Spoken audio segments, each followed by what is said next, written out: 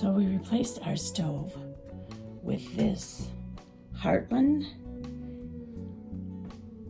reproduction. We had problems with the knobs, so we bought all new knobs.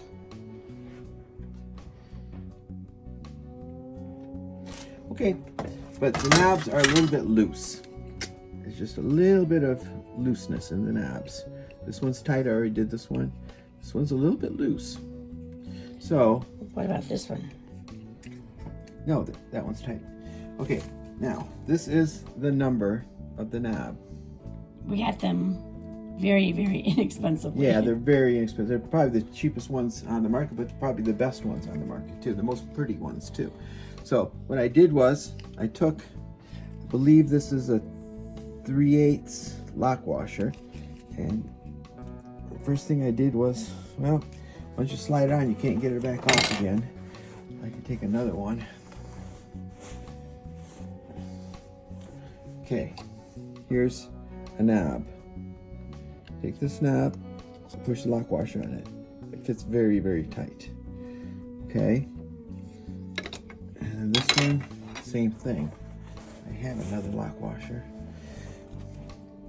Well, here's another one. See, we got extra knobs. They're fairly inexpensive. So I put the knob on there like that. Okay. Then, I'm always coming up with new ways of making these knobs fit better.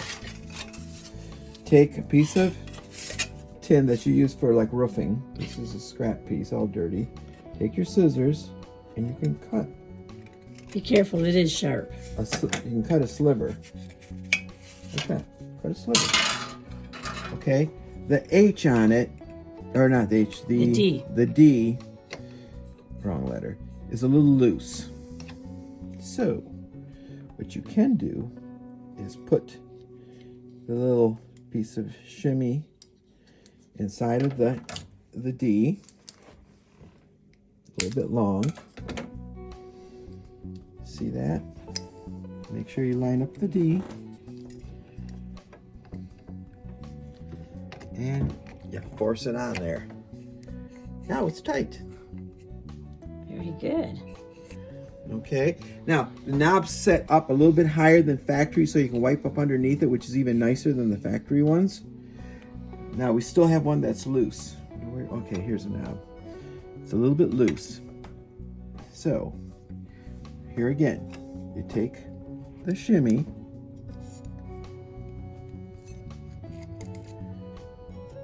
you stick it in there, bend the edge over.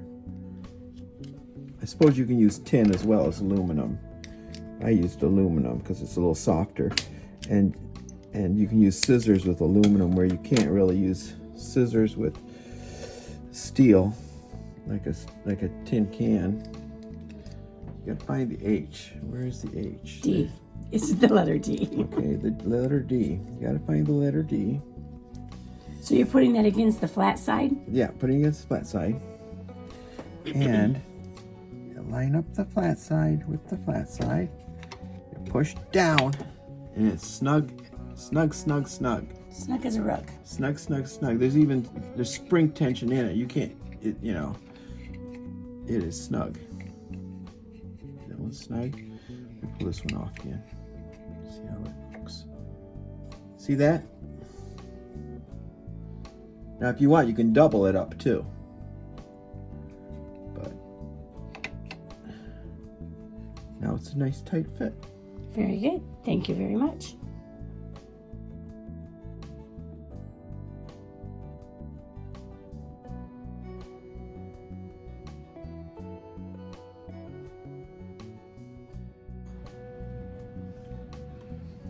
These Heartland doors, after probably 1 million openings and closings, don't want to close anymore. And this is what I found was the problem with my door. There's a wheel inside of here, and there's a hole inside the wheel, and it's inside the stove part itself, not the door part, but the stove part. It's hooked to the hinge.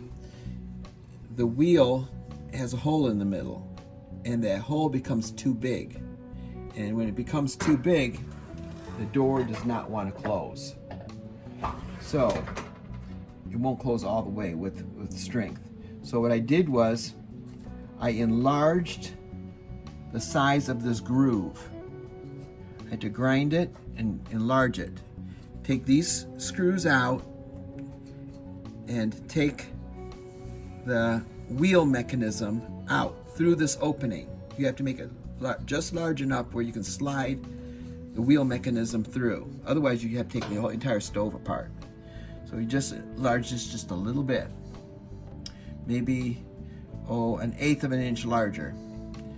Then you take the wheel, it's a steel wheel, and I soldered the hole in the wheel shut. I filled the hole in the wheel with brass. It's not actually solder, it's braze. I brazed it shut. Then I drilled the right size hole for the pin in the middle of the wheel. Then I put the pin back in. Now it's rolling on a brass surface, so it should last a lot longer. And that's how I replaced the wheel that was wore out. You can actually see the wheel at the top of the groove. There's a little wheel there, and it becomes loose because the hole in the wheel becomes oversized, and then the door does not close.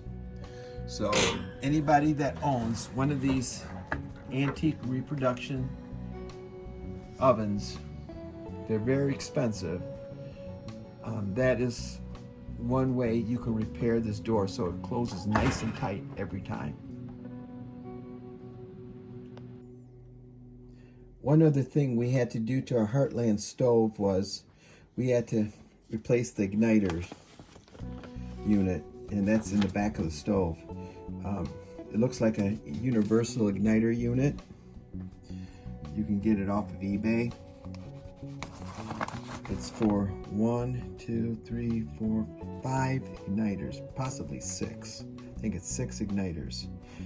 But anyways, this one worked really nice. 2 of our igniters lit and 2 did not. And just 2 of the igniters in here were faulty, so we had to replace the whole thing. This thing was only about, I think it was only like $60 or $70. So it was worth investing in. And now all the igniters work just fine.